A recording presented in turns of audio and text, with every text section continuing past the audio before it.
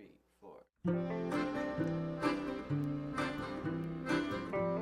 Sure. My name is Thor Hinckley. I manage the renewable power program here at Portland General Electric, and I got involved with the utility back in 2000 when they started offering renewable energy to their customers, and I kind of like that challenge. I've been involved and interested in sustainability probably for about 20 years now, and very interested in seeing if there was a way I could propagate this idea that you have these choices for clean energy, and if you're willing to pay a few dollars more a month, you can do it for your home.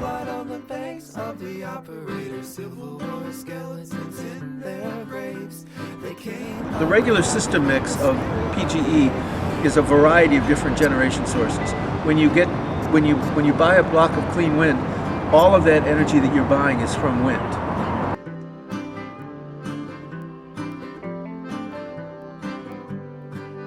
If you want to sign up for Green Source, it's an additional charge for every kilowatt hour you use. And for the average customer, that turns out to be in the neighborhood of $9 to $10 more a month.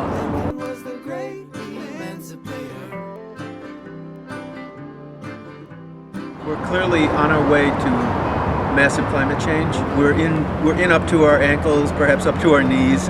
And if we don't start changing the way we make and use energy, we're going to be subjected to massive climate change through the whole century. So what we need to do is to start lowering our carbon footprint and using energy that creates less carbon in its manufacturing. And with wind power, for example, or solar power, there is no carbon attached to that. The energy is made from the sun or from the wind, and there's no combustion.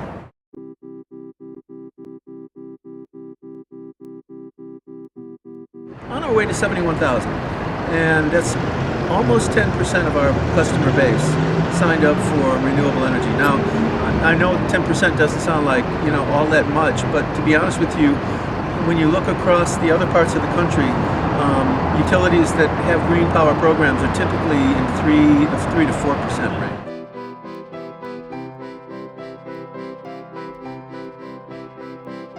What we find out from customers who don't sign up is a few things. It's more than people want to pay. Some people just want low price energy and want to pay the least amount for it, and that's fine with them. The other reason I think a lot of people don't choose to sign up for renewable energy is they don't understand it, because renewable energy is relatively new on the scene here. It's really only been for the last 7 or 8 years that people can find out about renewable energy.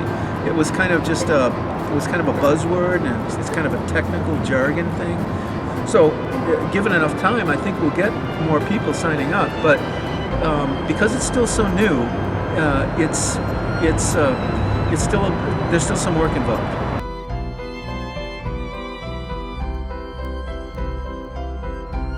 So first off, what you do is you let them know that it's really not a lot of money. We're not talking about a car payment here. It's just a little bit more per month. And then you talk about the idea that you can sell them energy that creates no pollution. There's no CO2, there's no global warming gases given off by it, and that you're really helping to change the way energy is being made in Oregon and the whole West Coast.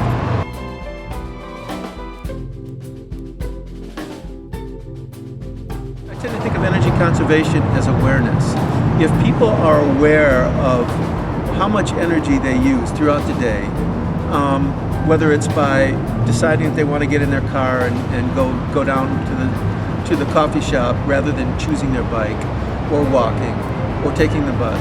When they make a choice to say drive to the coffee shop or stay in and watch a big screen TV, they have to understand that they're using energy, and they're creating, in many cases they're creating pollution or emissions that may or may not need to have happened. So people are going to have to get smarter about how they use energy, so that they use it very efficiently and they conserve it as much as possible, and then where they get the energy they use, so that you use energy in intelligent ways, and that the energy that you do use is from sources that are as clean as possible. Because customers are really going to demand it. That's the best part about this, is people are understanding and realizing that something's wrong with the way we've been dealing with energy, and we need to change.